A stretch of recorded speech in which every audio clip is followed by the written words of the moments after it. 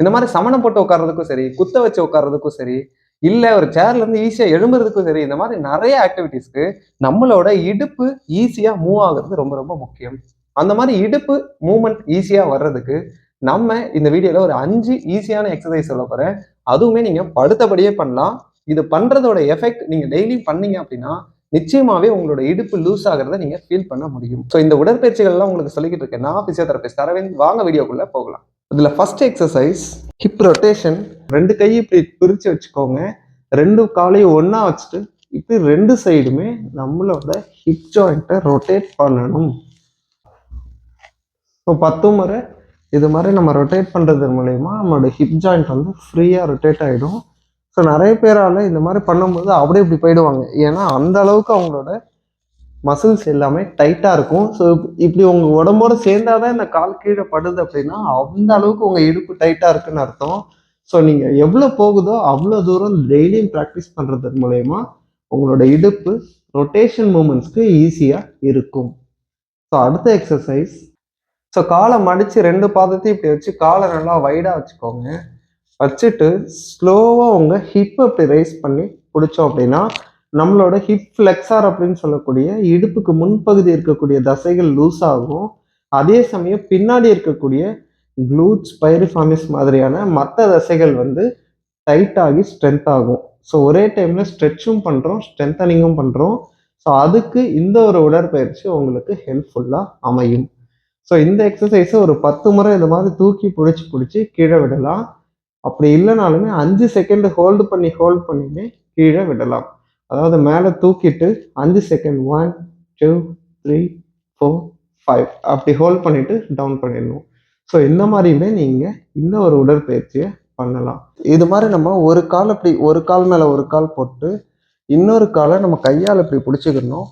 பிடிச்சி நேராக பின்னாடி இப்படி இழுத்துக்கணும். அதாவது முட்டிக்கு மேலே பிடிக்கக்கூடாது, முட்டிக்கு கீழே பிடிச்சிக்கணும்.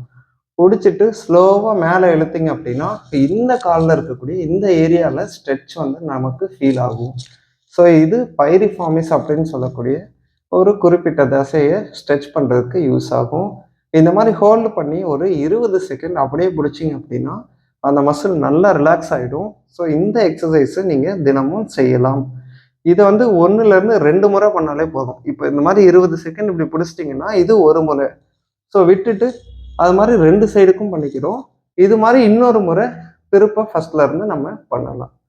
இந்த மாதிரி 2 காலையும் இப்படி ஃபுல்லாக ஓப்பன் பண்ணுங்க. ஓப்பன் பண்ணி ஒரு 20 செகண்ட்ஸ் இப்படியே வைங்க. எவ்வளோ தூரம் உங்களால் ஓப்பன் பண்ணி வைக்க முடியுமோ இப்படியே 20 செகண்ட்ஸ் ஓப்பன் பண்ணிட்டு வச்சுக்கலாம். நீங்கள் உங்களுக்கு இவ்வளோ தான் போகுதுன்னா இதோட வச்சு லேசாக கையை வச்சு ப்ரெஷர் கூட கொடுத்துக்கலாம். இப்படியே ஒரு 20 செகண்ட்ஸ் ஹோல்ட் பண்ணுங்க. ஹோல்ட் பண்ணிட்டு ஸ்லோவாக விட்டுருங்க. திரும்ப அகைன் ஒரு 20 செகண்ட்ஸ் ஹோல்ட் பண்ணுங்க. இது மாதிரி 2 முறை பண்ணுங்க. கடைசி எக்ஸசைஸ். இந்த ஒரு கால் இப்படி நீட்டி முட்டி நல்லா தரையில் படிகிற மாதிரி வச்சுக்கோங்க. இன்னொரு காலுக்கு முட்டிக்கு பின்னாடி கையை கோத்துக்கிட்டு நேராக இதை எவ்வளோ தூரம் மேலே நம்ம நெஞ்சு வரைக்கும் இழுக்கும். நீ டு செஸ்ட் ஸ்ட்ரெச் அப்படின்னு சொல்லுவோம்.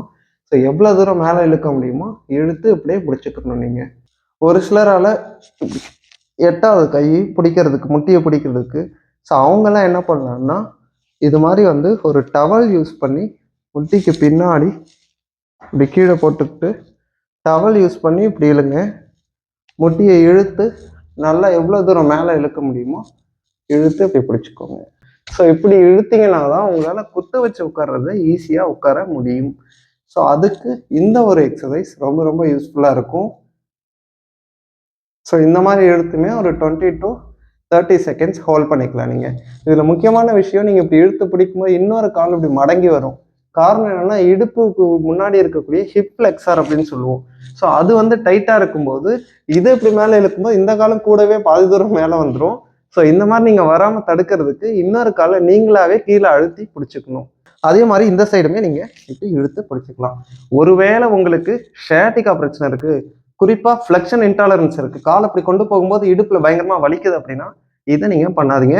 இதில் எந்த எக்ஸசைஸுமே நீங்கள் பண்ணும்போது உங்களுக்கு பேக் பெயினை கிரியேட் பண்ணுது அப்படின்னா நீங்கள் கொஞ்சம் ஜாக்கிரதையாக பண்ணணும். இல்லை அது பண்ணாமல் அவாய்ட் பண்ணுறது கூட நல்ல விஷயம் தான். எப்போ பெயின் இல்லாமல் இருக்கோ அந்த நேரத்தில் எக்ஸசைஸ் பண்ணி உங்களோட இடுப்பை லூஸ் பண்ணிக்கோங்க. இந்த இடுப்பு மசில்ஸ் இப்போ நான் சொன்ன ஸ்ட்ரெச்சஸ்லாம் நீங்கள் பண்ணீங்கன்னா ஈஸியாகவே சமணம் போட்டு உட்காரலாம். அதே மாதிரி ஈஸியாகவே குத்த வச்சும் நீங்கள் உட்கார முடியும். குத்த வச்சு உட்காரதுலையோ இல்லை சமணம் போட்டு உட்காரதுலையோ உங்களுக்கு இன்னும் கஷ்டங்கள் இருக்குது அப்படின்னா ஏற்கனவே நம்ம சேனல்ல அது ரிலேட்டடான வீடியோஸ் போட்டிருக்கேன். ஸோ அதையும் நீங்கள் பார்த்து பயன்பெற முடியும். அவ்வளோதாங்க. இந்த வீடியோவில் சொல்லியிருக்க உடற்பயிற்சிகள்லாம் உங்களுக்கு பயனுள்ளதாக இருக்கும்னு நம்புறேன். மேலும் இது மாதிரியான வீடியோஸ் உங்களை வந்து சேர்றதுக்கு பிசியோபிரேக் சேனலை சப்ஸ்கிரைப் பண்ணிக்கோங்க. இந்த வீடியோ உங்களுக்கு பயனுள்ளதாக இருக்குது அப்படின்னா நீங்கள் பார்க்குறதும் நிறுத்திடாமல் உங்கள் ஃப்ரெண்ட்ஸ் அண்ட் ஃபேமிலிக்கும் ஷேர் பண்ணிக்கோங்க. தேங்க்யூ.